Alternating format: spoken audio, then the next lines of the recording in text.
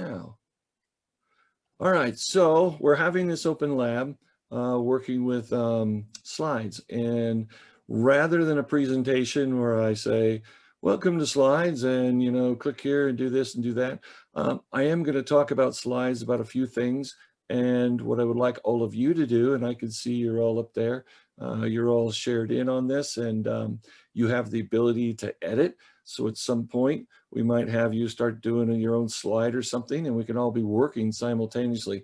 One of the greatest things about Google, and perhaps why school districts all over are adopting Google, one, it's free, which is very handy, but it's the ability to share things. So this is a slide presentation that I have shared with all of you in our class today. There's your names there. And if at any point someone else joins on and you want to, be a part of this, let me know, and we can quickly just add your name to it. So the ability to collaborate, to share. So if we were working on something for our department or our site, and I know a lot of you here today are working with libraries, and so you may have similar content that you're trying to create for your kiddos. And by the way, I will just tell you that back in the mid-90s, when I started as a school teacher, my first teaching job was not in a classroom. I actually was trained to work in elementary schools as opposed to like high schools and whatnot. And my first job was working in the library. I was, what do you call it? A prep time teacher. So I would get every class in the school for 1 hour over a 4-day period of the week. And then the 5th day, I was in charge of making sure the library worked. So, hey, I'm one of you and you're one of me, and that's fantastic. So welcome all of you. I appreciate what you do. It's so important, those resources that we have. And the fact that you're here today working on slides means that we're taking into the future and we're getting off of the paper page and into the digital world so we can share more things more quickly. So here we have slides. I'll just say this, that slides is changing all the time, like every Google product that we have. And just in case you're fairly new to the world of Google, understand that Microsoft Office, whether it's 2013, 2016, 2019, when you get that, the district does this for us when they give us laptops, but they download the Microsoft programs onto your hard drive of your laptop or your desktop computer if you work at somewhere with an office or something or a desk. And so that's how Microsoft works. And so Microsoft is not going to change per se from if you have 2013, it could be 2020 or 2025, you still have Microsoft 2013 until you download and the next version, 2016, and now we have 2019. But Google's different. It resides up in the cloud through the internet. In fact, you can see that we're on a browser here. We recognize all these different tabs. And I've been sharing with you, everything from the calendar to our website to different things. And we have our Outlook mail thing that we use to communicate with one another. All of that's done through the internet, through the cloud. What is it really? It's just a bunch of servers. And in the case of Google, server farms. We're talking buildings the size of 4 Costco's put together, with the most high-powered computers there are, with massive amounts of redundant memory, where every keystroke, every move of the mouse, everything that you're doing on the browser is not being recorded on your drive, your hard drive of your computer per se, although you can set it up to do that, but not to confuse the matter.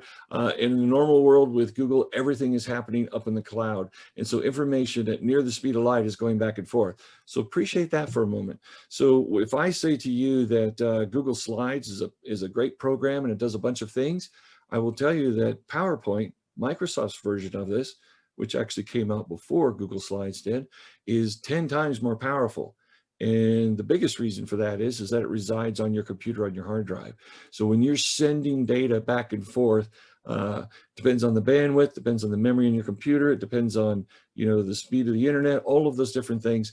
By the nature of what we're able to do as far as sending data back and forth across the internet right now, they can't put so many features on Google Slides that suddenly it slows everything down, it doesn't work. So what am I saying? In the next 5 to 10 years, as we double, triple, quadruple, and more the bandwidth and the ability to send data faster and faster, then the features will improve.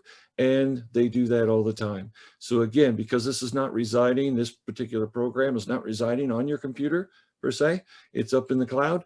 Google and their engineers, their men and women that are so smart that are adding things all the time.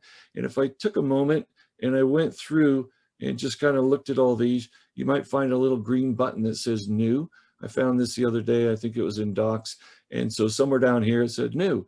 And so they leave that new thing on there saying, you know, letting you know that it just got added for a month or two until they figure you've probably seen it, and then it goes away. So every one of these things has been added at some point. Maybe when it launched, half of these features were available years ago when they first started this program, but there's new stuff all the time. And yesterday when I was preparing for this open lab, I was amazed at some of the new things that I was finding by just spending time clicking around and thinking, wow, that's really amazing, all the things that they have available to us. And again, this Explorer feature down here is very powerful, and that was something new just a couple of years ago. So here's our Google Slides, and it's connected to Google search engines. So you can see these pictures of these horses in this example here. All of these came off of the internet by simply just doing the search feature. So I would just say this, that this little slideshow that we have here is something that I put together in another class a couple of years ago. And I was just playing with it yesterday, exploring what new features are on there. And it's quite impressive. And so if you permit me, what I'm going to do, well, let me ask you this. Michaela, you said you use slides already, and any of you can unmute yourself and share an answer to this question. How many of you actually use transitions when you make your slide presentations? Anybody want to? Yeah, I use transitions, yes. Okay, so I heard at least one person, so there's a few of us, all right? So what are we talking about? If I go up to view here and I click on present, then it goes into this mode, and you can still see my mouse here. That's pretty cool because I'm in the Zoom world. So when I click on this, it should go to the next one, and you see there's like a transition in between each one. It's just kind of like fading from one to the next to the next, and that's pretty cool. And also, if you have like a bunch of words going down here, kind of like you've seen in my PowerPoint presentations, you can, like, every click of the mouse will bring out a new thing. Transitions are a way to make things look very cool. And so when I was experimenting with this yesterday, is this my last line? Yeah, it's the last one I made. You hit escape to get out of there. When I was experimenting with this yesterday, I was pretty impressed with some of the transitions. So I'm just going to open that up first, just to kind of take a look at it. So apparently I set this up with Dissolve. That's the one that you saw. And again, all I did, for those of you that haven't used transitions, it's a great way to go from slide to slide. And you can change the transition from this slide to this one can be different than the transition from this slide to this one, and so on and so forth. I had set it up to apply to all slides, all right, and set it up for Dissolve. And when you pick something, you can choose how fast it goes. So let's just try this. Here's really fast. Watch, it's going to show you how fast it does it. That's pretty fast. And then, of course, you could make it ridiculously slow. Come on, Zoom, work with me. Oh, I have to say stop. Sorry. So this play button and then stop play button, you just have to practice with that a little bit to get used to it. But I had to stop my transition to example or practice or whatever, just the preview, I guess, to be able to adjust it. So now I adjust it to slow, and let's try that one. Slow. And as you can see, that's very slow. So somewhere, I think, I got to stop it again.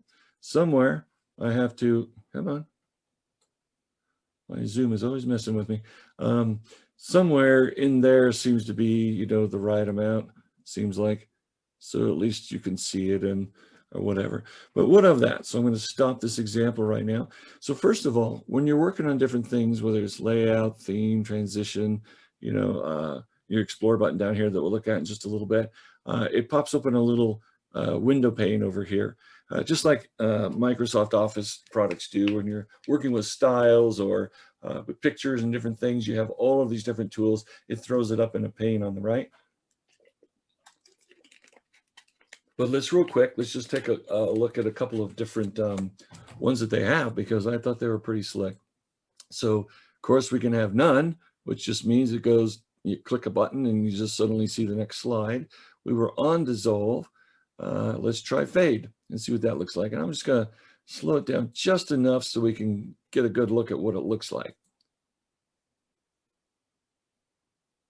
So that and dissolve, I'm not sure exactly what the difference is, but there's a difference. It might be the way that it goes to the next one. It kind of fades out and then fades in, as opposed to just dissolve and, you know, appear kind of a thing.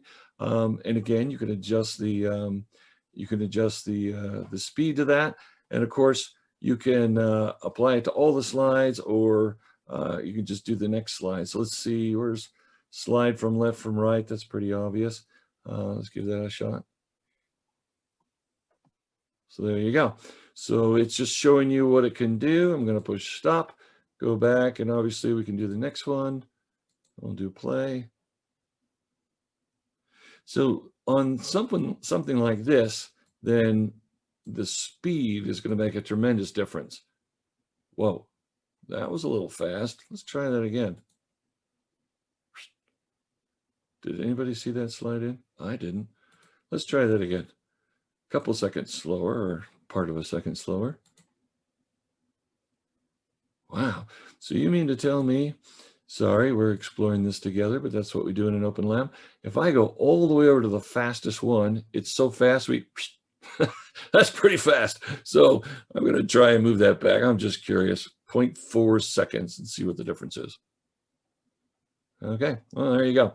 And then of course you can always do it absolutely slow. And just to show you I won't do this on every one, but just to show you what kind of control you have, clearly there's a difference.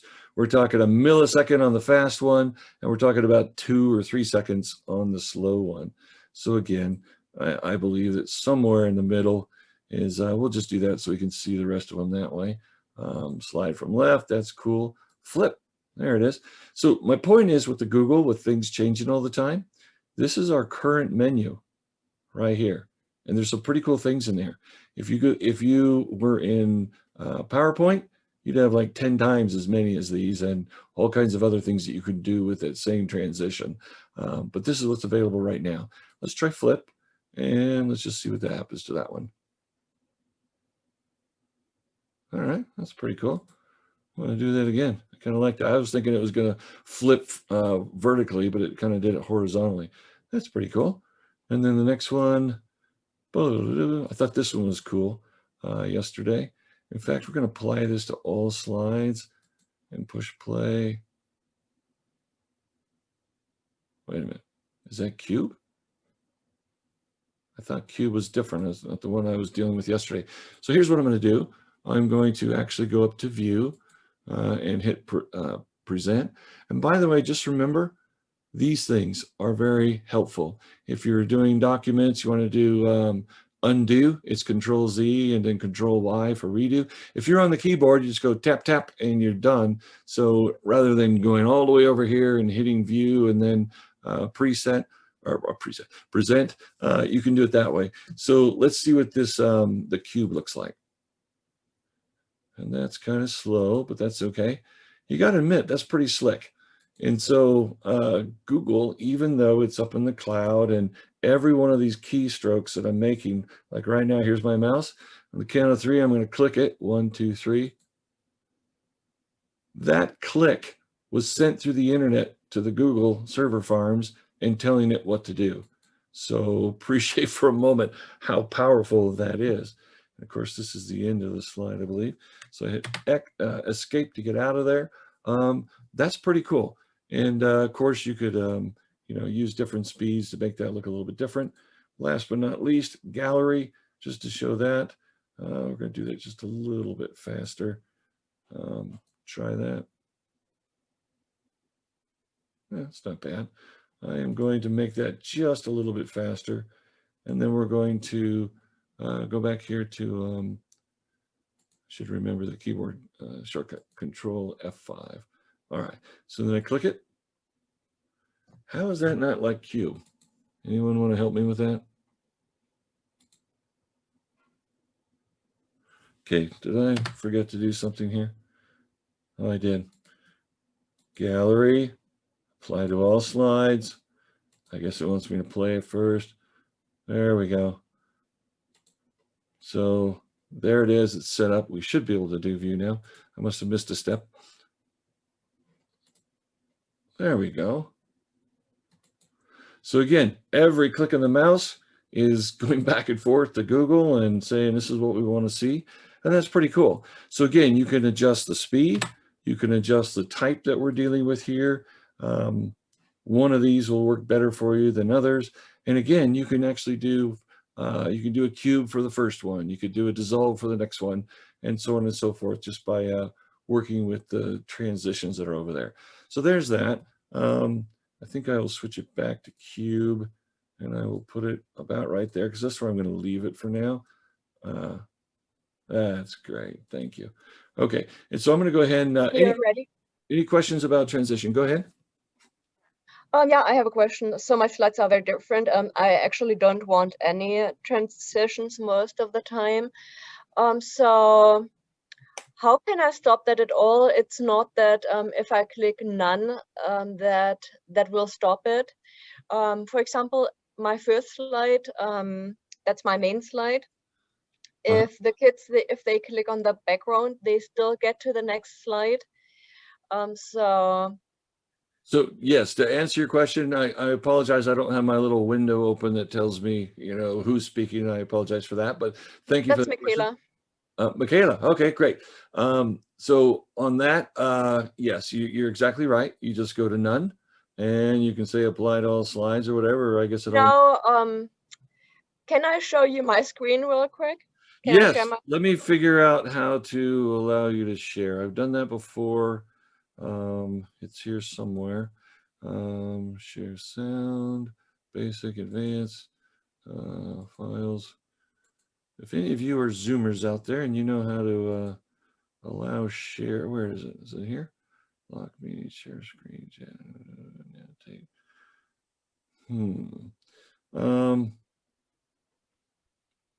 Well, if I click on share screen, it says that it's disabled. Probably you would have needed to. Right, and so what I'm doing, from the beginning, I am poking around to see if there's, you're right, it may be that I had to set this up at the beginning, but I'm just looking through all my little menus that I have to see if there's anything that says, hey, guess what? Don't worry about it. Okay. So, all right. So let me just try to describe it. So I have my main slide, and I want kids, for example, if they click on the background, they shouldn't get to the next slide. Only if they click on a link, let's say on a book cover or on a video or yeah, just something that links to something on a picture. It should go to the another slide, but it shouldn't transfer to another slide when they click on my background. okay. I tried to stop that from doing that, and I inserted a transparent text box. Okay. But the problem is that pretty much you have to do that at the beginning.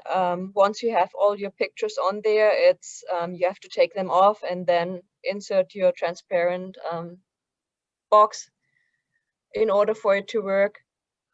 It's a little bit hard to describe. I really would have to show you. I think you're doing a great job describing it, and in the crux of all of this is that we're back to the fact that even though this is a wonderful program, again, it's only 1/10 of what PowerPoint can do, and so it's limited on a bunch of different features, and sometimes you're going to run into a wall like that where you just have to do things the long way. But for the rest of us that are listening right now, we're talking about actually adding a link where you can link things. And if you're familiar with Sheets and all of that, or even a document like a book or something like that, you could not only put a link that of course takes you to the World Wide Web to, maybe send a unified web page, something like that. You can also link what they call it a bookmark to go from slide 1 down to slide 2. And what Michaela is talking about is that you have like a little section here. It's like maybe you have a choice of 5 different books or something, and you click on this one and it skips all these slides so it can show up down here And again, this is a very short one. Some of these slideshows that I've seen are hundreds of slides long. And so the idea is that in those 100 some odd slides, you might have 4 different books, you know, with 5 or 8 pages each or something that you put together, a presentation or something. And then when you click on it, it just, if you click on this particular one, it's going to take you to slide number 25 through 30. And if you click on this one, it's going to take you from slide number 40 to 45 or something like that. Is that kind of what you're saying? But you've been struggling with setting that up and trying to keep them from clicking on the background because that's also taking them there. Is that what I understand? Yeah, I just want them to be able to get to click on a link and then go someplace else. But if they click on the background, nothing should happen. Okay, so let's try that. We're going to do that right now. So we're on the very first one. And so were you saying that you did a text box or that you just did a select thing? Like, oh, we're in the wrong spot here. Sorry, let's undo that. I'm trying to find a space where I can make it. So were you just doing, and right now all I did is trying to do a little select thing, or were you doing like a text box and then trying to make the nothing in there, but then making this the link and then trying to figure it out from there? Is that what you were suggesting? I'm just sending you the, just 1 second. All right.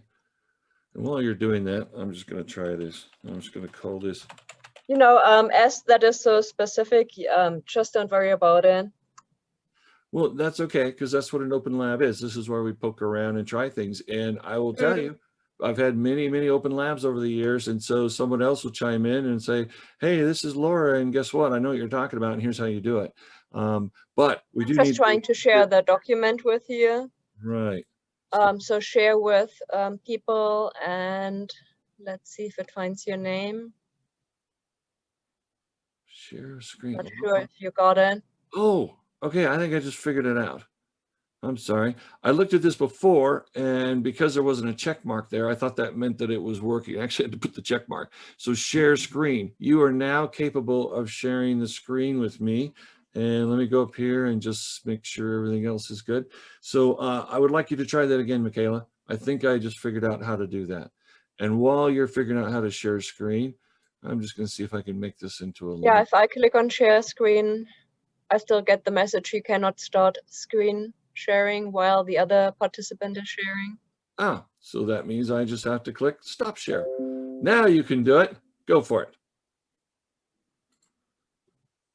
You are now in control, Michaela. Okay, so this is one example here. Check you out. That is awesome. Go for it. Okay, so yeah, I just, if the kids click on the pictures, I want them to go to the next slide here. But if they click on the background, they should just stay there. So if I go in presentation mode now, that shouldn't really go there. Wasn't able to see where you were clicking, but I assume you were clicking just in that. Oh, you were clicking. Just in background on the. Right down. Okay, there you are. Okay, so. But that doesn't have anything to do with the transition here. No, definitely not. It has to do with the link. And so that's what I was trying to explore. Haven't done too much with links as far as slides go, but I'm thinking, so you have this all set up already. So sometimes it's just very inconvenient if that happens, because the kids, they sometimes just get lost then. So it's better if they can only click on my links here, and otherwise, yeah, it just stays the same. Okay, so we just got a chat here message from Lauren. Thank you. You need to make the text box. You need to make the text box smaller. So that's what I was trying to do on mine with that link I was trying to do, but I actually stopped. I think that's probably the answer. Is so even though you might only have like a small thing written there, those text boxes sometimes are very large. And so even though you don't see the text box, that might become the entire link, which means you can click below it or above it. You could probably shrink that. So let me just try something real quick. So I'm going to go back to, I'm going to stop sharing on yours just for a second. And you can always go back to that. Let's go back to here and share. All right, let me minimize that so I can see it. So here's my, my text box. We have these manipulation points. We can go, you know, vertically, or I'm sorry, horizontally, like right there, or we can do horizontal and vertically at the same time. And then of course we can put this anywhere we want to. Put it down here, we'll just call it link 1. And then let's just try this, insert link, and let's see what it lets us do. So first of all, it's right here in insert, and just remember this, that when you right click on stuff, you also have a menu that pops up. And so sometimes it's a lot faster. So it says right here, I can put in a URL, or it says slides in this presentation. So if I click on this, it should give us a list of them. So there we go. So we're on the very first slide. And let's say we want to go down to 5 because that's the one that's really bright and colorful. So I'm going to click to here like that. And then I say apply. And so this is the first one. Oh, interesting, it added. I'm going to right click on this again. I should have a link slide, define link slide. Where's my, come on. Oh, wow, my screen, I'm too zoomed in here. So I'm going to go back to link and slide 5. I'm going to get rid of slide 5 and I'm just going to leave the link word that's in there. I'm going to click apply. That's still not doing it. Let's just get rid of that like that. So is that still a link? I guess is my question. So let's try that. If I click on that, let's do present, view. So I go here. Can I click on that? No, that's not working. So I don't have a live link. Hold on. Let's go back. Sorry, I haven't done many links with this. So let's see if I highlight that and then I do link. If it's going to let me set it up. Where is it going? I'm going to go to slide 5. I decided that earlier. Apply it. Okay, so there it is. So now it's a live link. So I should be able to go to present, bam. And so here it is, and I'm looking at it. Let's say this is one of your books. If I click here, it goes to the next slide. Oh, maybe that's what you're talking about. It's just going somewhere else. But if you click on that link, it'll take me straight to 5. So I guess what we're discovering here, let's see, I can go back. I'm just rolling my mouse wheel to get back there. So anywhere I click outside of there, in fact, you can see when the little hand comes up, that's your link. And because I made my text box smaller, thank you, Laura, for that. Was it Laura or Lauren who made that suggestion? That's a way that you can limit it. So let's explore one more thing here real quick. But my text boxes, they are just the size of the real text box. They are not bigger. I always make them the same size as the writing. Okay. Or the box that is visible. And so you're saying it's taking to the next slide, but not to the link slide. Is that what you're saying?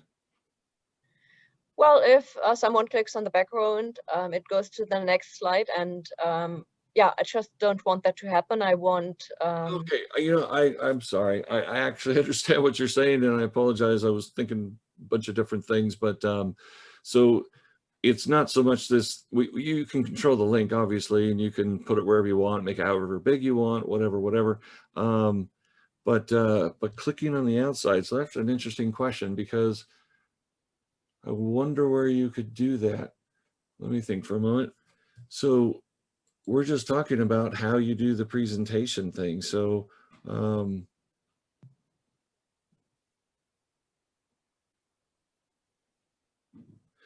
you know what, Michaela, this is very off topic, but when you mention that, in our forms class, we talk about clicking on different links and it takes you to different sections in the form. And it's not exactly the same as a slide, but you can add those pictures, you can add all kinds of words, text, you can even have them answer things, and you can collect all those answers if you want to have like a little quiz at the end or something. But I know the navigation on that is great because you could have on your very first section and we're talking about Google Forms now, it's like a survey thing or a quiz or something like that. And on that very first page, for example, the real world example we use is that you can say, choose your language. And so you have a choice of Tagalog, Spanish, French, Russian or whatever. And when you click on it, it jumps to the section that is written just to that language. And so that's kind of what you're talking about. And you can add pictures and do all that. I don't know if it's going to be as beautiful as a slide, but I'm thinking that there should be a way to do that in this one, but it's not something I've done. So if anyone has any experience with that, this would be a great time to. Yeah, otherwise, don't worry about it. In that example, it wasn't even that important, but I did another slide where it was really important that they followed the steps. It was kind of like a treasure hunt. Right. So it would mess up the whole presentation if they need to click on a right or a wrong answer. They have to make a choice someplace, but then if they click on the background, it would lead they would get to the wrong slide then. So that's why I was wondering how to disable that. But yeah, it's not so important. It's a great question, and I absolutely understand why you need to have control of that. And I'm kind of like just poking through here right now and seeing in Excel, you have something, it's like an eye that you have on the left side where you have all the slides. But yeah, of course, with Google Slides, you have just a fraction of the functions. So I'm not sure. Right. And again, that goes back to that whole idea that it's going to be years before we ever catch up to where PowerPoint is now. And then by the time we catch up to PowerPoint, then it will be 10 times stronger. PowerPoint it will still be behind with all of that. But I'm looking through this and I don't see anything that says controlling the presentation of clicks and only allowing links to be able to do that.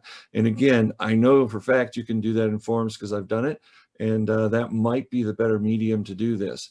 And again, I'm going to stop sharing so you can go ahead and share your screen again, which was incredibly beautiful. Show us a couple pages of what you have. And I'm just going to be looking at it and thinking about how that would compare to Forms and what that would look like.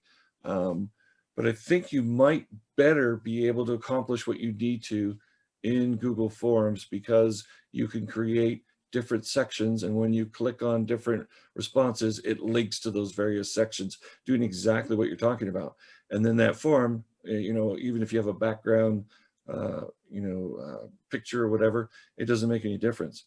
And by the way, congratulations to you on getting all this stuff on there. That is fantastic. I could just see kids going crazy looking at this stuff. Well done. And you got a little video of you up there too. That's awesome. Yeah, I'm not aware of that, and I'm not even sure. Usually when I don't know how to do something, I'll Google it, and I'm not even sure how it asks that question. Like, I mean, how do you transition from one slide to the next would be a question, and it'll say, hey, all you got to do is set it up and click here and click there. I guess we could go back to the transitions and see if there's something there that we haven't seen yet. And maybe there's the only thing that I found is that you have to put that transparent text box on the whole slide on the background.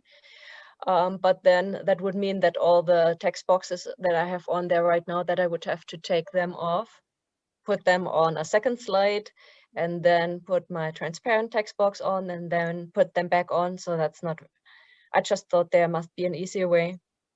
But yeah, you just really forget about it. It's not so important. Well, hold on. You just reminded me of something, and it's about in all the different Google apps have something like this. It's where you take an image or a link perhaps or a text box and you bring it forward or you push it back. You have choices of that. And I was amazed looking at slides yesterday that that's something that you can actually do. So if you will let me share back again. I'm going to stop your thing so I can get back to where I was. And now I got to figure out where I saw that bringing things forward and bringing them back. So here we have all this different stuff here, and we have our link down. Well, that's under arrange. So yeah, I've got too many screens, and let me move my Zoom thing out of the way so I can see that entire menu. Come on, Zoom. Move. There you go. I moved out of the way. So I'm going to right click on here. We got guides. Comment transition, we've already been there. Theme, apply layout, not that. Where did I see that? I'm gonna move Are you on. looking for order? I'm Arrange order? Yeah, that might be it. I don't know if That's we're it, talking yeah. about arranging this, we're talking about what's on this page. We have this section, we have this section, we have this section, and we also have the picture in the background. And so there's somewhere I Yeah, saw, it's arrange order. how do you get to that? Arrange is, Up here. yeah, and then, Okay, so I clicked on something, it says arrange order, and let's see, there it is. Thank you. yeah. So I'm wondering, you were talking about having to rebuild your whole thing. I'm thinking if you simply add something, then you should be able to send everything else backward and bring that one thing to the fore, or the exact opposite if that's what you're trying to do. Have you tried using those tools? Yeah, yeah, I use those all the time, yeah. And did that help your situation, or you still had to rebuild it the way you're talking about? No, that's not the thing. But it's, Okay, well, that's a very unique question, and I'm sorry I don't have an answer for that. And my guess is that sorry this, about it. having poked around, I think we're kind of stuck on that. And but I will say that Forms is really amazing. It's growing all the time and improving. And I will tell you, there was someone in the special ed department that set up some forms where you click on something, it goes to a specific section, and that amazing staff person set something up for special ed like 3 or 4 years ago. We were working on this, and it answered every question she ever had because it collected all the data. She was someone from the district, one of the departments, so she had hundreds of schools, all with special ed, needing to get information to her and to her department. And she was able in Forms, because you can have those different sections and have those links, she was able to collect data from all those individuals, which I know that's not what you're trying to do. But the point is, the sections thing is very powerful. And so that might be the answer to what you're trying to do, because you're right. By simply clicking anywhere on here in presentation mode, that's how it transitions from one to the other. I have no idea how to disable that. And I'm guessing that you can't. So I apologize for that. But great question. I love those ideas, trying to figure out how to push it to the next deal. And this is outside of the Google topic, but you might want to poke around in Google PowerPoint, because you have access to that by virtue of our Microsoft contract that the district has. And I don't know, but a lot of times when you transfer things into like an Excel with all these crazy formulas that you can do in Excel and you set it up, sometimes when you turn it into a Google Sheet, some of those things still work. The caveat, of course, is sometimes some of those things don't work. Case in point would be my 100 plus or minus page Word handbook that I wrote that has all kinds of sophisticated styles and formatting in there. When I put it into Google Docs, there's about a 10–15% of it goes sideways and doesn't transfer at all because Docs can't handle it. But maybe again, what's in PowerPoint might work when you put it into the slides, meaning that just because you don't have the ability to make something happen in slides, if you're actually importing a PowerPoint presentation into slides, maybe it will carry over those commands or those abilities. Just a thought. All right, so at this point, we're clicking through some time. So we've got a lot of people that are here today. Let's hear some more questions on things that you're curious about or you want to know about, or maybe what we could do is just an idea. I was thinking that we could try our editing skills, and maybe we could do this with like 4 or 5 people. See if we can be working on this simultaneously. Is there anyone in a department or where you're at where you would actually need to collaborate with someone, meaning that 2 or more of you were working on the same presentation at the same time? Or do you find yourselves, because of the nature of your position, that this is something where you're going to be working on your own? Is there anybody that's working with a bunch of people and several of you at the same time would be working on something? If you do, unmute your microphone and let us know, and maybe we could demonstrate how that works. But if not, I don't see the point of demonstrating that, but that's one of the benefits of the Google world, is being able to have multiple people be able to work on something at the same time.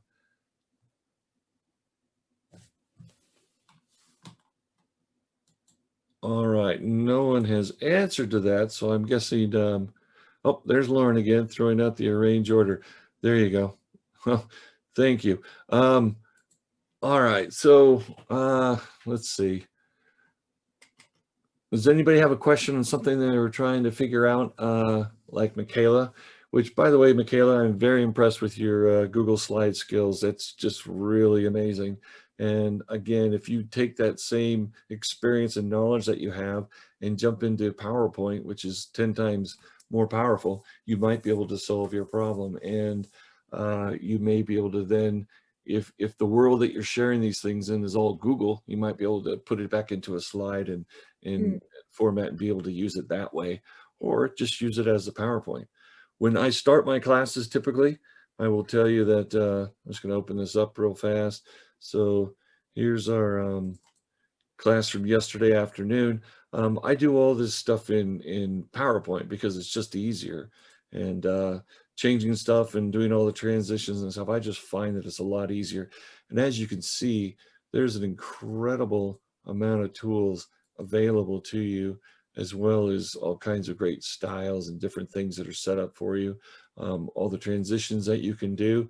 You can see there's quite a few things you can do there. That's pretty crazy.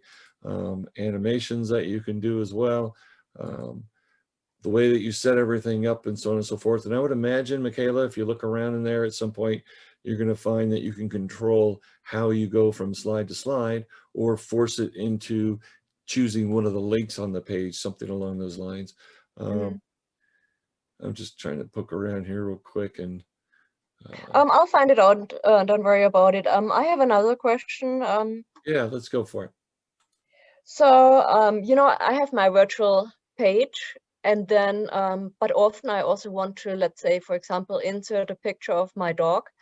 But I just want the dog, not my sofa or the kitchen in the background. So I went to remove.bg to remove the background. But yeah, you have to pay for that. You can just use it for free for a while. Do you know another website where you can easily remove the background of a picture? I don't. I've never explored that. But having said that, I've come across this several times in the Google apps, and I don't recall which apps at the moment that you could do that. I'm thinking Forms is one, but I'm pretty sure if we, let me just go down here and I'll create a new slide real quick just to find something. Yeah, we'll use that one. Who cares? So if I want to add a picture here, let's see, search the web. I'm just going to type in horse real quick.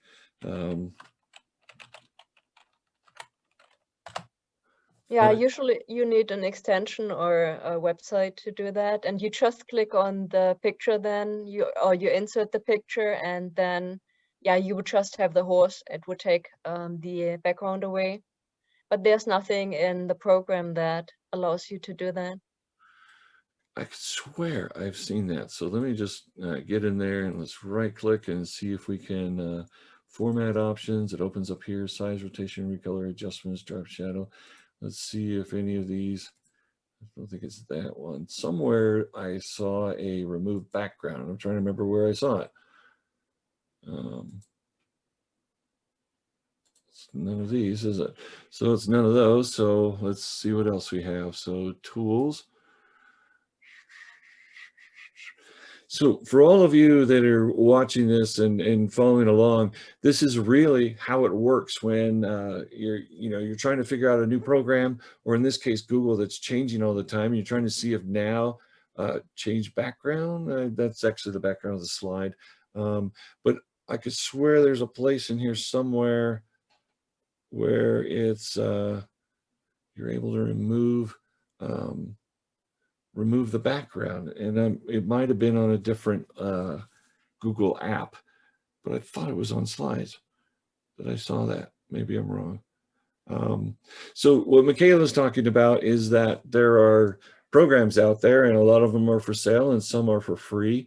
Sometimes you can find an add-on. Google is really good at allowing third-party companies to be able to create something. Here's an example. For example, in Microsoft Word, in our advanced class, we do Mail Merge, which allows you to get a huge Excel file of all your kiddos at the school site, and you can send out a form letter, for example, to every single parent with their kid's name on it. It's called Mail Merge. It just takes Excel files, the database, with in this case, a letter or something from Word, and mixes it together. Google Docs does not do that, but I happen to know there's about 8 or 10 that I've seen, apps or add-ons that third-party companies that Google allows to create this stuff to do an add-on. So as far as an add-on for removing the background, I don't know if there's one out there. You'd have to like be searching around for a while. Let's just try this. I'm just going to say remove background. But to be clear, Michaela, you were talking about just like a program, like a what are the programs that are out there? Like a when you're trying to take a picture, you're An trying. extension or something. What was that? There are also extensions that do that. Right. Well, that's what I'm looking at here. I'm just to see if we can find something in there, and I don't know, I could click on this and maybe it will show what it does. I don't know if it's going to explain much to us, but yeah, like I'm trying to think of what that is. So you see something in the news, you're like, no, that's fake. Somebody took that picture and did. Oh dear, can't think of the name of it. But there's programs that are out there that will allow you to do all kinds of stuff that are just standalone programs that you install, and then you can import stuff, do whatever you want to it, and then you have a new picture essentially, and then you take that picture and put it back into your slide. And for the life of me, I can't think of what that's called. Anybody have an idea? Unmute yourself and share it. It's become commonplace in the language where you even hear it on the radio, say somebody, Photoshop, that's it.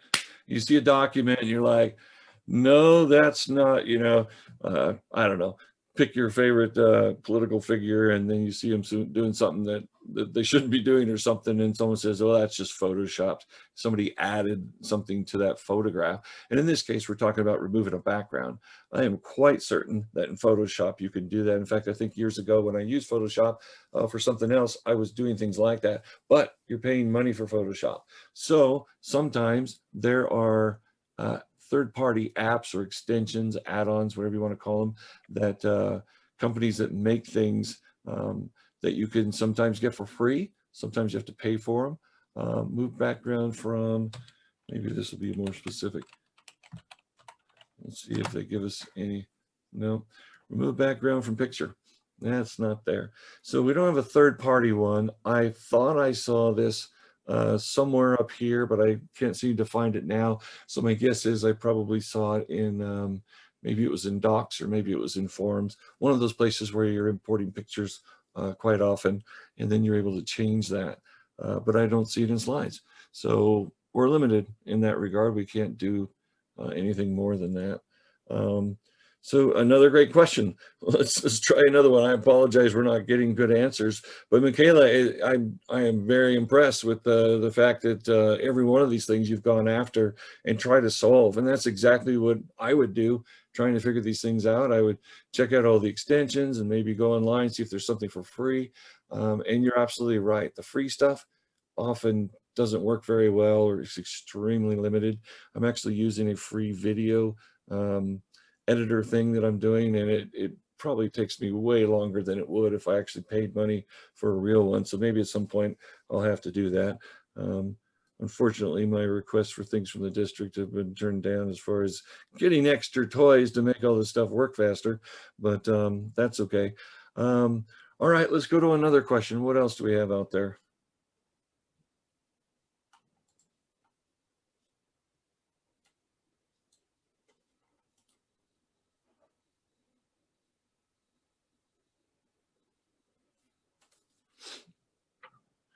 All right, we're not getting too many questions, so I guess we can just poke around.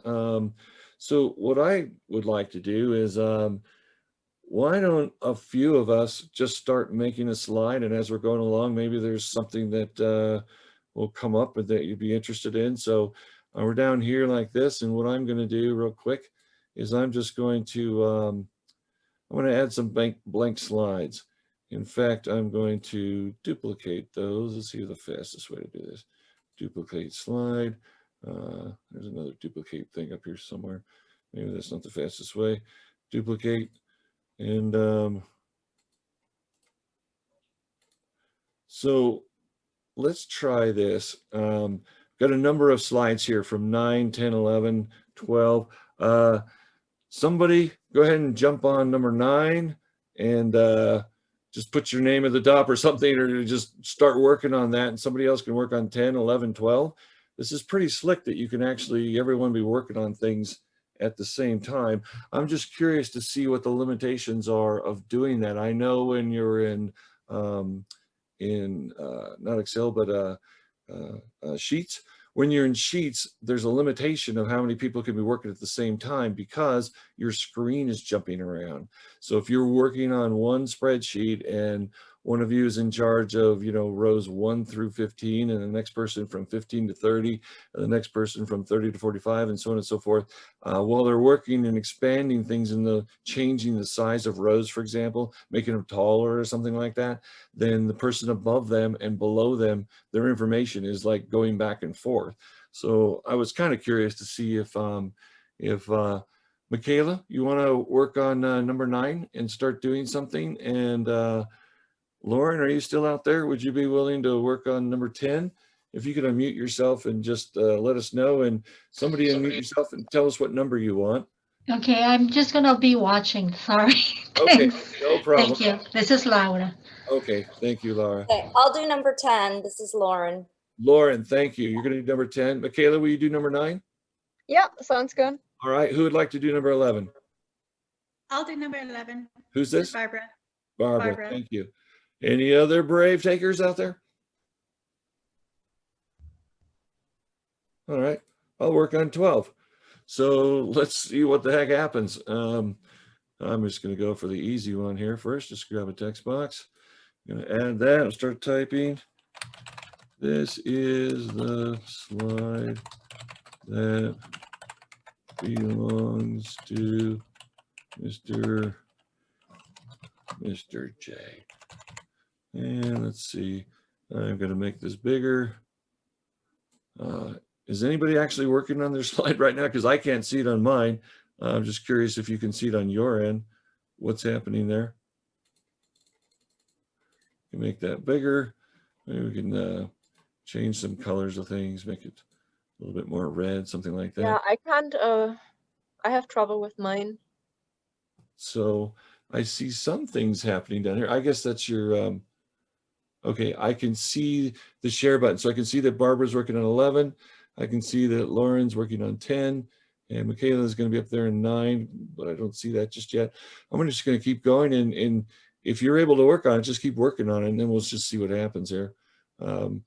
These are those real world tests where you got to figure this stuff out. And by the way, as an instructor for Google, imagine with the share feature, how difficult it is for a trainer to start learning about the share feature when it's just you. And if you're trying to share with outside the organization, like with my personal Google account, there's all kinds of funky things that happen as well. So that turns into a challenge. Let's see, I'm going to search the web and go find me another horse. It's not allowing me to do anything. Really? Yeah. Yeah, it took me a while also, but now it works. You figured it out? Okay. Okay, well, I'm wondering if it's like, if I'm pausing for a second, then it allows you to do something. That would be a funky way to collaborate together. Obviously, if we're doing this asynchronously, like, Lauren jumped on it at 10 o'clock at night, I was working on it at 8 p.m. and Michaela was doing it at 7 a.m., then that shouldn't be a problem at all. Okay, I've seen all kinds of changes now, but I'm also not doing anything. And I'll just keep going, see what happens. So this is always fun. Let's try a line. All right, and let's change that line. Let's make it curvy.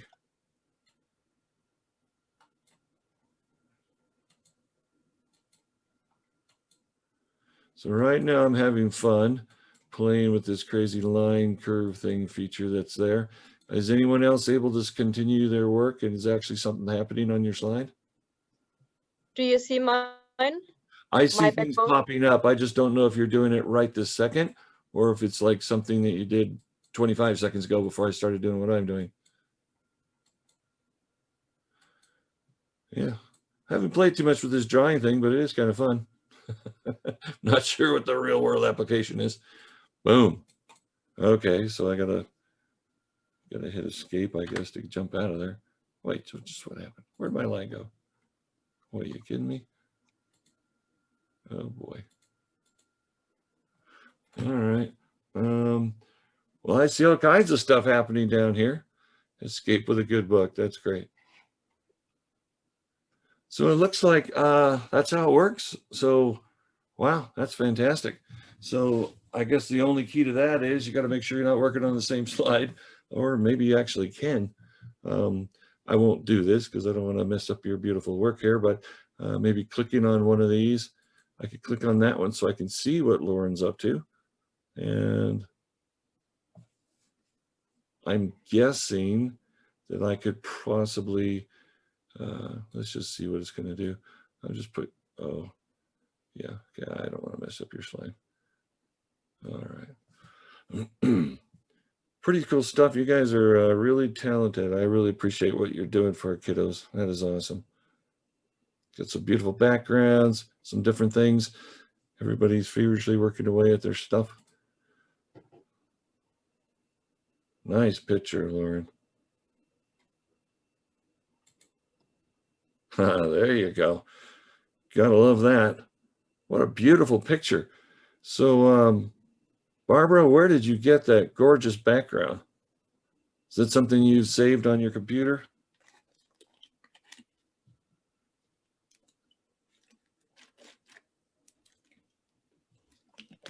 I just found it on Google. I did a Google search and That is came up awesome. with a beach background. That is beautiful. And it's perfect for kids because it's got that cartoon feel to it, but it's absolutely gorgeous. Escape with a good book. I already want to go on that and read Treasure Island. All right, well, that's pretty slick. So we can, we've just solved the answer to that, that we can all be working together on different things at the same time. That's pretty slick.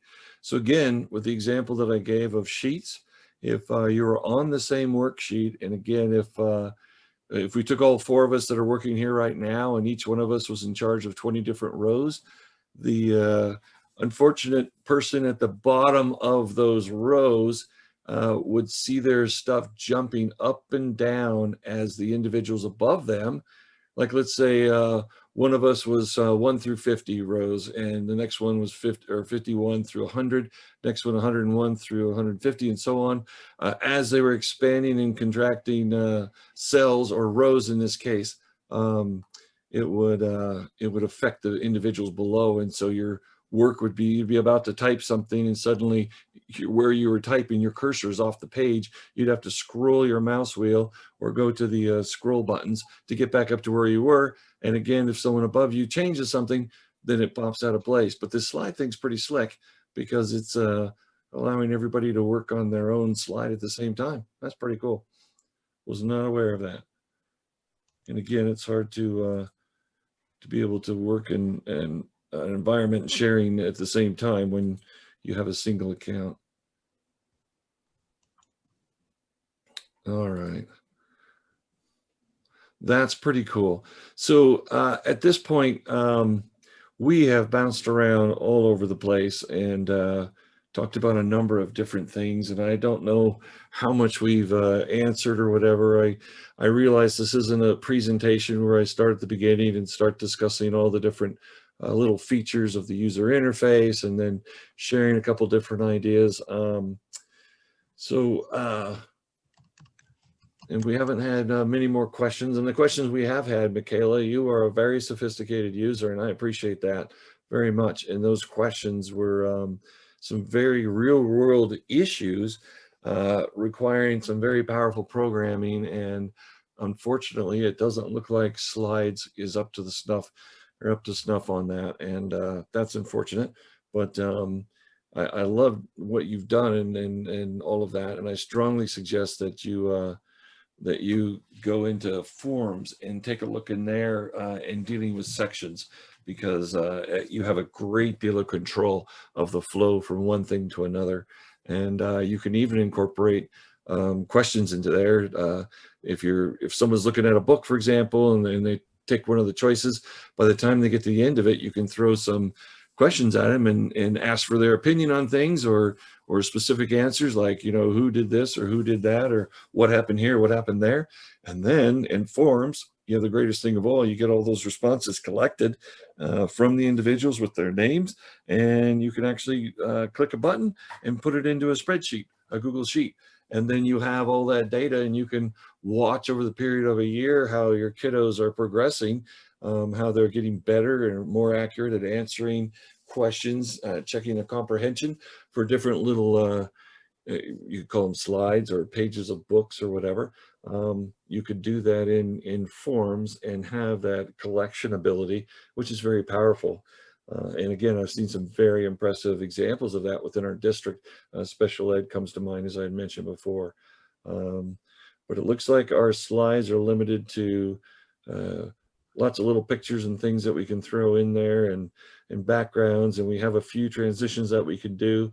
And yeah, we can have a different transition from slide 1 to 2, and then a different one from 2 to 3, and so on and so forth. Or we could do the same transition on all of them if that's what we want to do. That's pretty cool. So I don't know, unless we have more questions, I just was going to just do one more thing that I wanted to think about, and that was, we just did our Google Drive class, our beginners class yesterday, and I was sharing with the class of this great feature of search that we have in Drive that has been improved and improved and improved over the years, and the latest changes are fantastic. So for example, here I am in Drive, and here's my little quick access things I've been working on, my folders and so on and so forth. And I just go up here to Drive, and if I'm trying to find one of my presentations that I've done in the past, bam, I just click on that, and you can see it just by clicking on that icon, it's taking me to every presentation.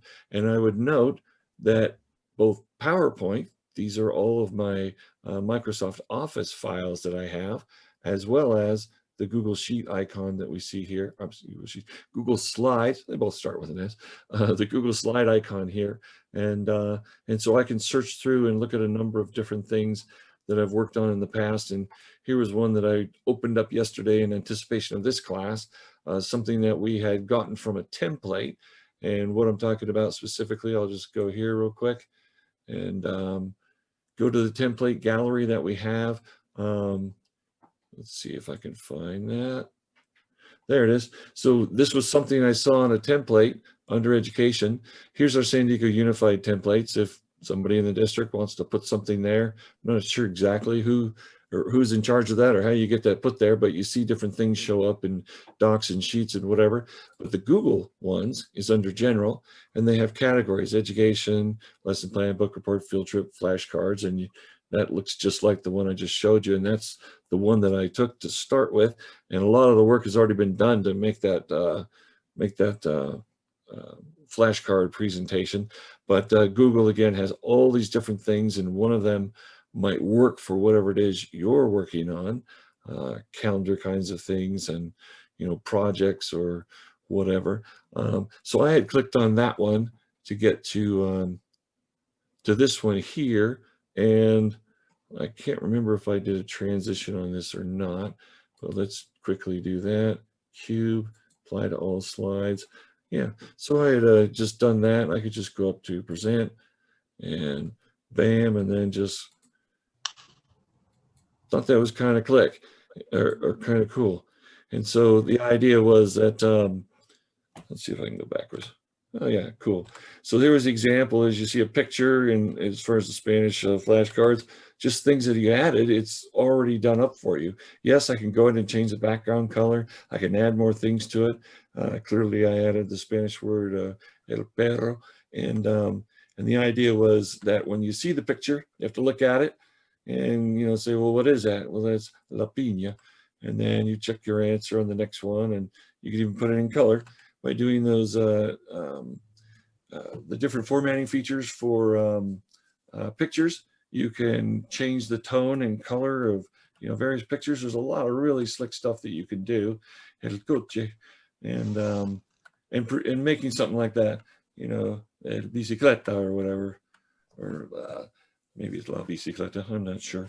But anyway, those are from templates of things that you can do.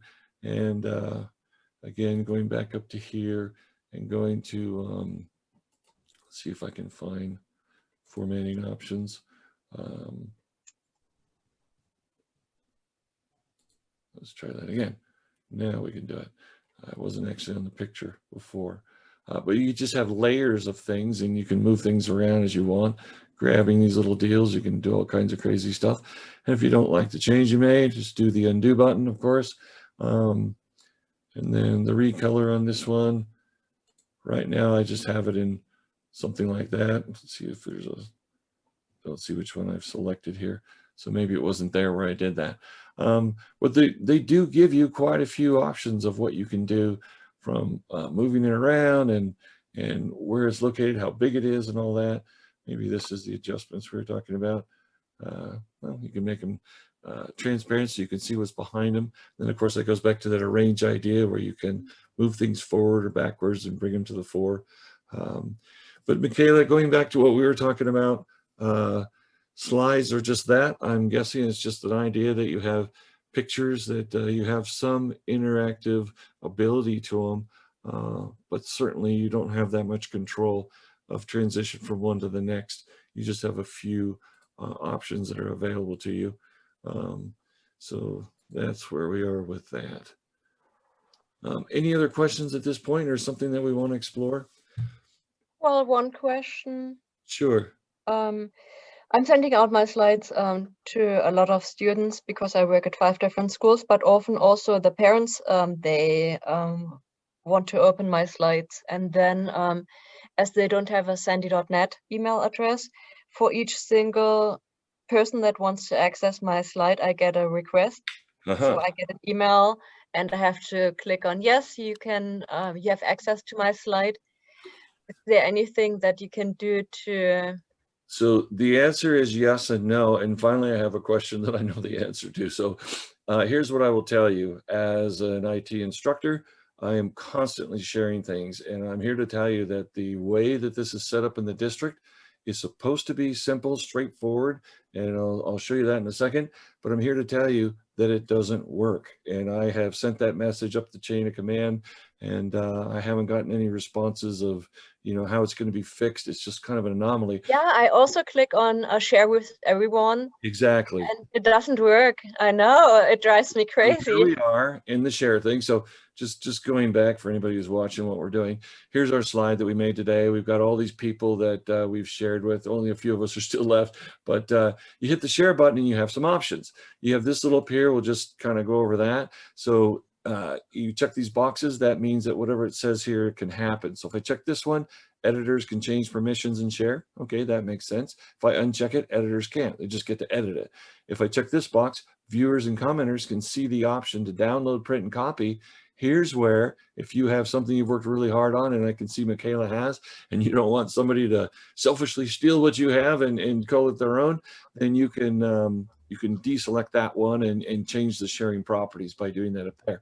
But here you can add individuals, and then those individuals, I can go at any time and go in there as the owner of this, and I can say, nope, you're not an editor anymore, you're a viewer, or you're a viewer that could actually make comments, or you're an editor, or give somebody temporary. This is some new stuff that they didn't have before.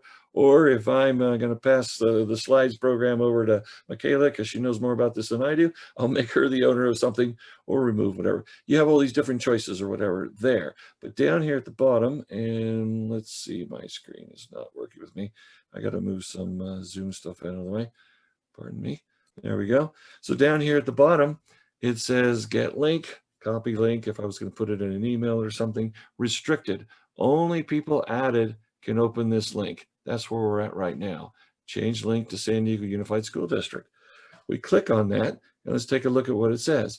Anyone in this group with this link can view. What group are we talking about? Anybody in the sandy.net Google domain, which is every employee of San Diego Unified.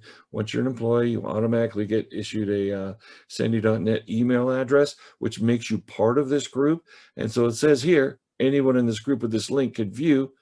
There it is, done. and then I get 5,000 requests saying, hey, that video that you sent me, you know, for our class on such and such a date, I can't see it. Can you please give me permission? And exactly what Michaela said, I've got to go back in there and start sharing, adding their name individually. It is only a few clicks, to be honest, but when you have 150 people in a class, you're teaching 2 classes a day, sometimes 3 different or 4 different days a week, you can imagine how that can build up. So here's another option. I can click here and I can say anyone with the link. Michaela, your question was great because that's a real world example where you have a student that has a Sandy.net student. I'm pretty sure the students end with Sandy.net or whatever the student one is for the district. They're part of the group, but then their parent wants to look at it on their device, their computer, whatever. And the only way that's supposed to happen is if you click anyone with the link, and then I say done, and that's it. You send this out to your kiddos, they share it with their parents, bam, bam, bam, they're supposed to be able to see it. But as Michaela astutely pointed out, that is not the case. But here's what I will tell you, Michaela, because I've been doing this for months now, it's not the same for anyone. So little Billy was able to share it with his parents, but Sally could not. Juan was able to share it with his parents, but another name, Benjamin can't share it with his parents. And what's the difference? Who knows? Again, trying to understand this with the administrator, there's not any real answers that we've been able to come up with at this point. So it's kind of hit and miss. And that's very frustrating. So little by little, I'm trying to change things. And I know this is a little bit off topic, and that's fine. But in my real world examples, I've gone into my drive. I've tried to do a number of different things to try and steer around this. So here's my Zoom recordings. You will see I have my Google Slide videos. This symbol here just means MP4. It's a non-Google, kind of like you've heard of MP3s, music, MP4s or videos. And that's what I have, and I have them stored. And thank you, San Diego Unified, for allowing me unlimited storage, because some of these are more than a gigabyte being done a 2-hour class in, you know, high def or whatever. But then, so what I was doing is trying to take these and put them into a Google Slide. There you go, right? And I'm just going to pick one here. I'm just going to pick this one right here. I'm going to open it up and we can see what it looks like. And we go up here to the share. In fact, I didn't even have to do that. Anyone on the internet with this link can view. That's pretty inclusive, if you ask me. You'll notice I've got 10,000 people that I have personally added to this. Why? Because every one of these people has said, sorry, but it's not working. Will you give me permission to see the video? Because we just watched this class and Mr. J, you went so doggone fast. I got to rewatch this thing 10 times to hear all the different things you said. And sure enough, I have to end up putting them in there like that, even though it's set up that way. And that to me is horrifying. But that's kind of where we're at. And it doesn't, and by the way, you saw maybe 40 names. There might've been 150 people in that class. And so 40 of those 150 were not able to get the ability to be able to see it, even though I have selected that share thing. And that's a little bit frightening, and I'm still working on that. So let me get out of here and go back to where I was. So the last thing that I've been doing was coming up with these right here, and I was finding the same things. Let's see if I could find one from before. Let's see this one here. It's hello everyone, and welcome to Advanced Microsoft. Absolutely frightening. I apologize for that. I was going to find some that I tried to share in this format and was not having any better luck with that. And so where was I? I ended up over the extra time that I had over winter break. Ended up doing this whole thing where creating a YouTube channel. And since YouTube is owned by Google, and Google Sites is the program that allows me to make a web page like this, and because I have control over this page here, I simply put those links on it to take us to it. And by the way, even this program that the district's using, the additional pages that these links used to go to when they handed this off to me, it was like imported from the previous version of whatever program we had, our staff portal, whatever. I would go to those links and it says, you do not have permission to edit these pages. And I'm like, great, what am I going to do?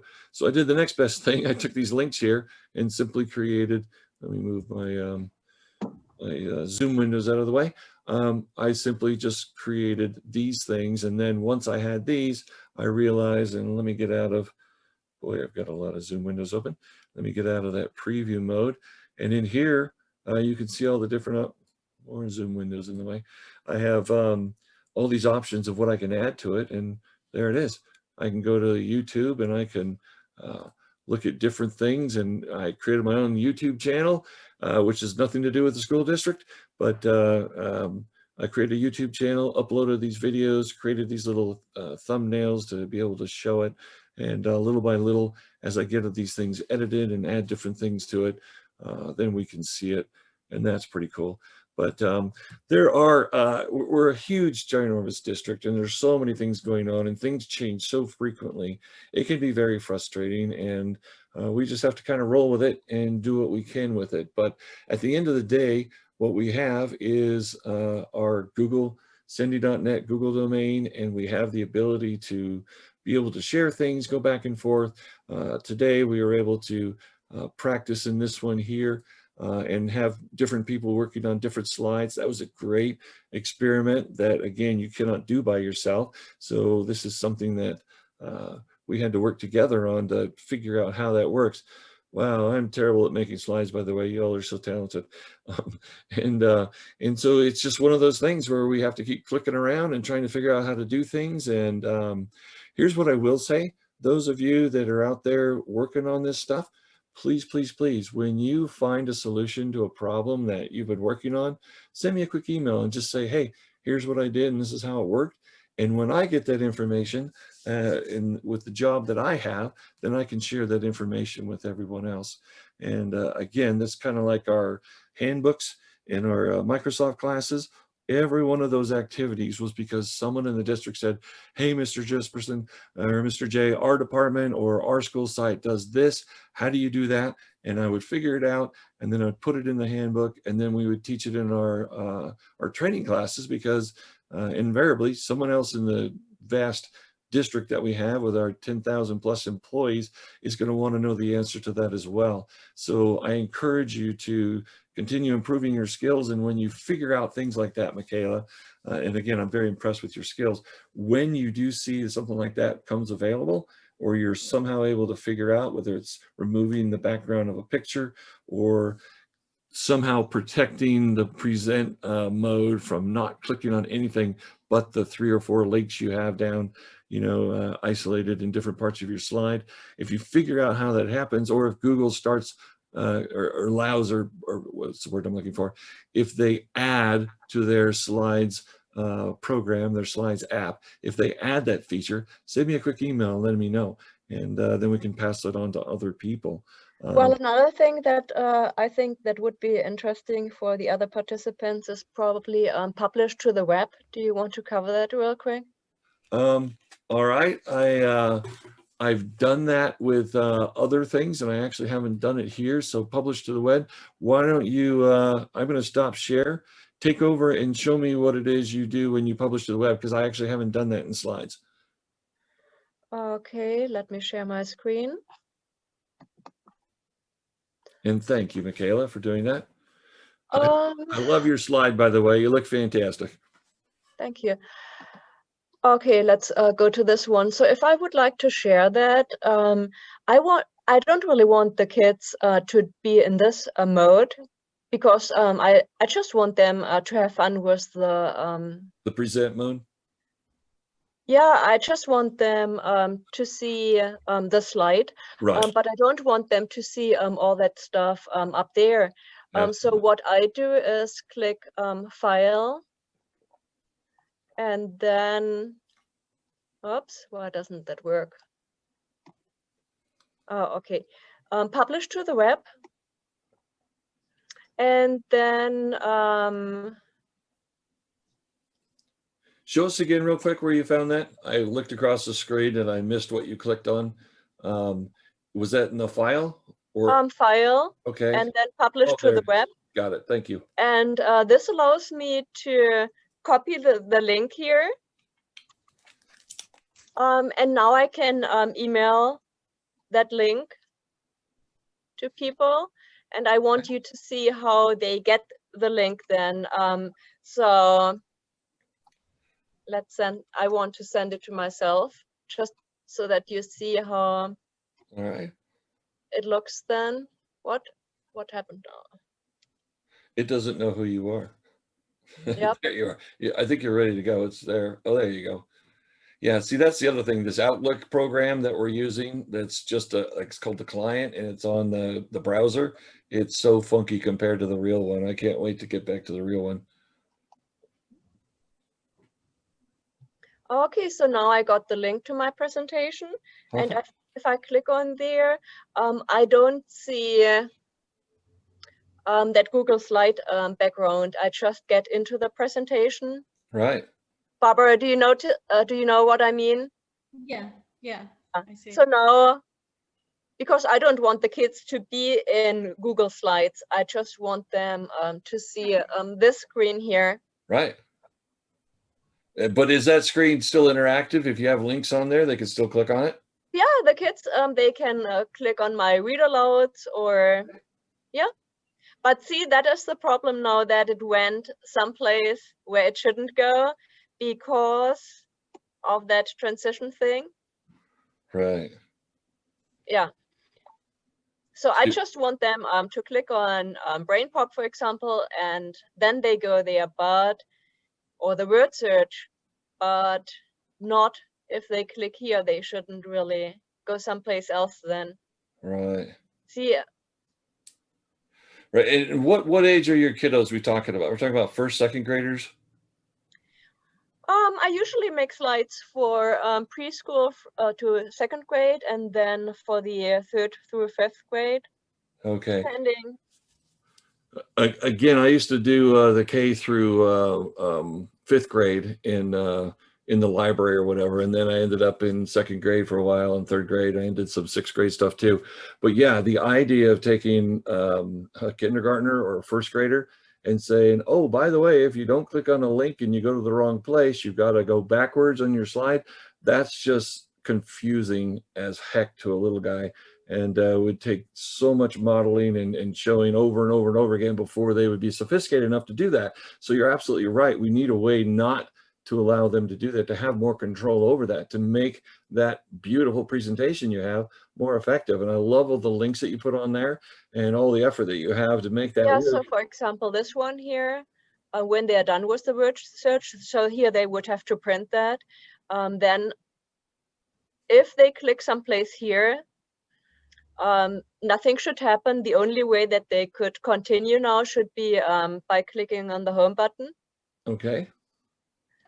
And that works. But for example, So real quick, if to they be clear, click what you here- did with the home button is simply a symbol that you then linked to the first page, I guess, or whatever the home I button found goes that to. on the internet. It's just Okay. a picture that I added, and then it's linked to Made the it first perfect. page of my it. presentation. But if I click here, then it will take me to The next page.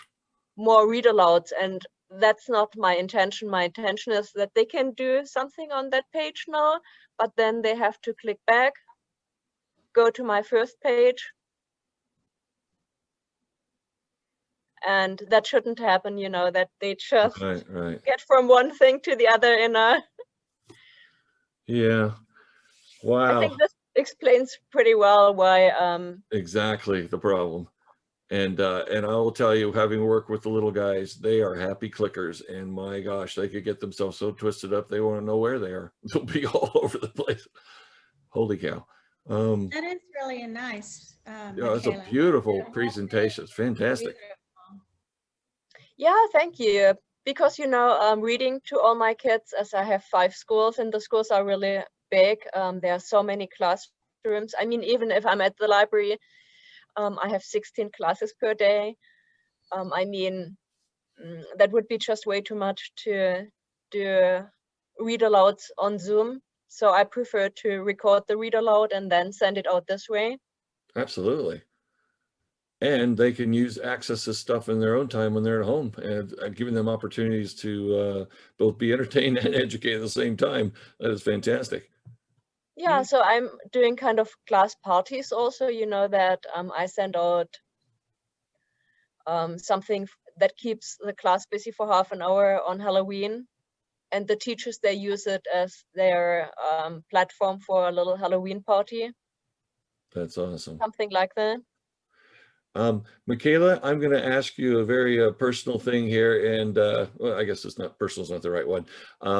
So when I teach a different class, whether it's docs or sheets, for example, I'm always trying to find, or forms is a great example. I'm always trying to find real world examples out there. And I'm always asking, you know, our staff, our students that come to our courses, hey, if you have a real world example of how to use this particular product, in this case, we're looking at your slides, can you please send it to me or give me something that I could use? For example, like when we're doing, well, I was just thinking of a mail merge or whatever, but my point is this, is if you wouldn't mind, I guess, think or consider this option of allowing me to see maybe one of your presentations like this one, or maybe one that's smaller, or whatever you feel comfortable with, allowing me to just present it for 5 minutes in my my slides classes in the future, and saying this is a real world example of what's being used. And if you're concerned about, you know, privacy or whatever, I can change names and whatever, and it could be Mrs. Thompson's Thanksgiving Library or whatever. We could do it that way, or Yeah, that's no problem. for For your send me Google whatever Forms, you're willing to share. yeah, sure. That would be fantastic. Mm, That would be fantastic. It would give real world examples for other individuals to go, wow, that's a great idea. I've never seen anything like that. I've got some ideas now how I can do it better for my kiddos. And at the end of the day, it's our students that are going to benefit from sharing this information. So again, I'm trying to teach the nuts and bolts of how to use this stuff, but I don't always have real world examples of how it's being used. And this is a great example. You've done such a great job. I would love that. So whatever you're willing to share, I would like to just add to the classes that I have, for the very least, just to demonstrate, and then maybe even describe how different things that you've done on there. Maybe you could make a copy of this and just keep it as copy of whatever you called your file, and that way I know it's a copy. And then I can go in there and I can just kind of pick it apart and say, this is how this teacher did this, and this is how they did that, and this is how we made that link, and just kind of pick it apart and show how those things are done. That would be a fantastic improvement to a class that otherwise just says, here's all the different things you could do, here's all the different tools, and you could do this, you could do that, and people have to use their imagination, you know, trying to figure out how they would apply it. But this would be a great example. So I would really appreciate that. yeah, sure. Another example, Google Forms, what you can use that for. When I took your class, for example, you could, you know, like when we had the elections, Uh-huh. the kids can vote then there. Cool. And you could collect all the responses and find out who won. Yeah, I mean, yeah, you can have your little presidential election. There So, you go. Or you could elect one of the kids president of the class. That'd be interesting. But yeah, absolutely. Forms is very powerful, and there's so many different options you could do with that. And this is so sophisticated what you have here. I don't imagine, like, this page alone with all the links that you have on it. In Forms, it would look nothing like it. Things would be far more spread out, but you do have the sections that you can go to, and you can absolutely control, you know, what the links are. So that's why I thought of the Forms. But this is a fantastic slide, and I'm hopeful that one day we're going to have that transition issue taken care of, or find a way to go around that. And I know if somebody's a programmer out there, they can go in and they can just start changing stuff or add things, but I'm not a programmer. And although I work with them, and they're very talented, but they don't work on this stuff. They work on PowerSchool and always trying to add things with that. But what a slick thing that you've come up with here. And I'm so sorry that those little kiddos can click themselves into oblivion and get all tied up and twisted in the wrong place. That's really unfortunate because it's so well done. Thank you. You're quite welcome. All right, so since we're probably at about 2 hours right now, I'm going to go ahead and end this video as far as the recording. I'm hopeful that what we've covered, many things, trying to solve things, whatever, might be helpful to someone at some point so they can see that. But I'm going to end that. And then if we have any more questions or comments, or if someone wants to talk about a different Google app or even a Microsoft question, we can open that up to the question and answers. But I just want to say thank you to Michaela for putting all this together as far as getting individuals to come to this training and be a part of this. It's kind of a ad hoc thing, impromptu, if you will. We set this up just to try to solve some of the slide issues that we're having at this point. But I'm going to go ahead and stop the recording at this point. And here we go. Thank you so much for being here. Thanks so much. Thank you, Mr. J. Thank you, Michaela. You're quite welcome. welcome.